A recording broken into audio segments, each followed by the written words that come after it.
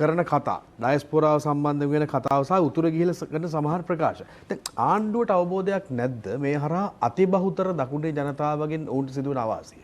නෑනේ ඒගොල්ලෝ එකට ප්ලෑන් එකක් හදාගෙන ඉන්නවානේ. මොකද්ද ප්ලෑන් එක? විදේශගත ශ්‍රී ලාංකිකයාට ඡන්ද බලය දීම. ඊළඟ තීරණාත්මක මැතිවරණයට පෙර. හරිද? වතුකොරේට අපේ බදු මුදල් වලින් වතුකොරේ මිනිස්සුන්ගේ පඩිය වැඩි කරානේ. ධම්මික පෙරේරාගේ බත්තේ වැඩ කරන මේ නඩරාජගේ වැටුප වැඩි කරා අපි ගෙවන බදු මුදල් වලින්. ඒ මිනිහා ඒ වැඩි වෙච්ච ගාන ගන්න ධම්මික පෙරේරාට වැඩියෙන් වැඩ කරලා ලාභ හොයලා දෙනවා.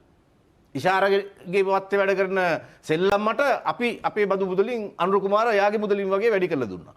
ඒ දුන්නේ වතුකොරේ පිනවල තියාගන්න. ඒකෙන් ධම්මික පෙරේරා ඉෂාරලත් පින වෙනවා වතුකොරේ මිනිස්සු අහිංසක මිනිස්සු පින වෙනවා. එතන ඡන්ද කුට්ටිය ඒක. අතන විදේශගත ශ්‍රී ලාංකික ඡන්ද කුට්ටිය. ඊළඟට සුළු ජාතික අනෙක් ඡන්ද කුට්ටීන් වලින් හැකිතාක් ප්‍රමාණය. ඒක අය පිනවීම මගින් ඊළඟට සිංහල සමාජයේ නැති වෙන සිංහල සමාජයේ ඉතුරු පංගු තියෙන පංගු ආණ්ඩු විරෝධී පංගුව 3-4කට බෙදා ගැනීම.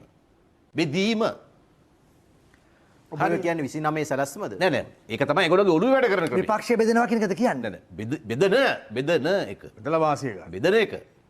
බෙදන විදිය ඒගොල්ලෝ තමයි බෙදන විදිය කරන්නේ. ඒ කියන්නේ ඡන්ද ටික බෙදනවා කියන එක. බෙදනවා. එතකොට ඒ මගින් නැවත සුළුතර ජනාධිපතිවරයෙක් 150 පන්නපු කෙනෙක් නෙවෙයි. සුළුතර ඡන්දෙන් ජනාධිපති ධූරය නැවත අත්තියා ගන්න බල. කලිනුපත්තුනේ